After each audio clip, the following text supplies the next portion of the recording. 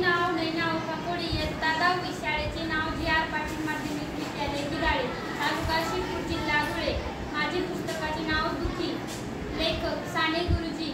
पुस्तकात एकूण पान क्रमांक 1 ते 96 पर्यंत पृष्ठ क्रमांक आहेत. दुखी या पुस्तकात एकूण 13 प्रकरणं लेखकांनी रेखाटली आहेत. त्यात साधू, अभागिनी व तिची लहान मुलगी, अघटित घटना, अटक, समुद्रात लिलीची भेट, तो तरुण, भूत बंगला, प्रेमाचं अंकुर, प्रीतीची ज्वाला भडकली, अंमलदाराचा शेवट, लिलीचे लग्न शेवट.